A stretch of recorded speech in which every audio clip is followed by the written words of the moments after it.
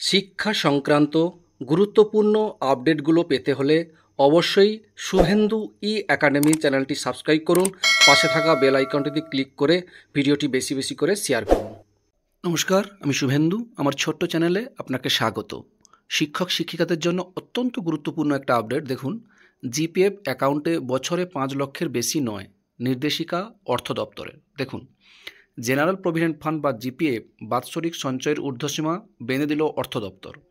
বছরে সর্বোচ্চ 5 লক্ষ টাকা জমা করতে পারবেন রাজ্যের শিক্ষক ও শিক্ষাকর্মীরা, এমনই নির্দেশিকা দিল রাজ্য সরকার।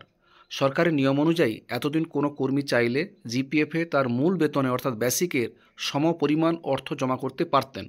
এবার 5 লক্ষ টাকার ঊর্ধ্বসীমা বেঁধে দেওয়ায় কারো কারো ক্ষেত্রে আগের নিয়ম কার্যকরী করা সম্ভব হবে না। রাজ্য জানিয়েছে, এক্ষেত্রে কেন্দ্রীয় নিয়মকেই মান্যতা দেওয়া হয়েছে। এ প্রসঙ্গে বঙ্গীয় শিক্ষক শিক্ষাকর্মী সমিতির সাধারণ সম্পাদক স্বপন মণ্ডল বলেন, শিক্ষক কর্মচারীদের জিপিএফ অ্যাকাউন্টে টাকা জমা করার একটা ঊর্ধ্বসীমা থাকা অবশ্যই প্রয়োজন, কিন্তু একটা বেতন কমিশনের সুপারিশ কার্যকরী হওয়ার সঙ্গে সঙ্গে সেই নির্দেশ দিতে হয়। কিন্তু আমাদের রাজ্যে 2020 সালে বেতন কমিশন চালু হওয়ার পর এতদিন পরে নির্দেশ কেন? তাছাড়া কেন্দ্রীয় সরকারের সব সুপারিশ কি রাজ্য মানতে বাধ্য?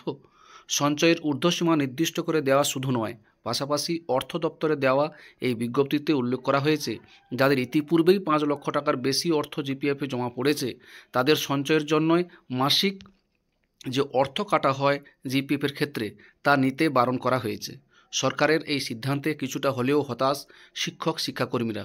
পার্ক ইনস্টিটিউশনের প্রধান শিক্ষক সুপ্রিয় পাঁজা বলেন, ভবিষ্যৎ সুরক্ষিত রাখার জন্যই সরকারি খাতে সঞ্চয় করা হয়ে থাকে। তার ঊর্ধ্বসীমা নির্দিষ্ট করে দেওয়ার ফলে বেসরকারি সংস্থাগুলোর রমরমা বৃদ্ধি পাবে। এই ছিল একটা আপডেট আপনাদের সঙ্গে শেয়ার করলাম। ভিডিওটি দেখার জন্যই অসংখ্য অসংখ্য ধন্যবাদ।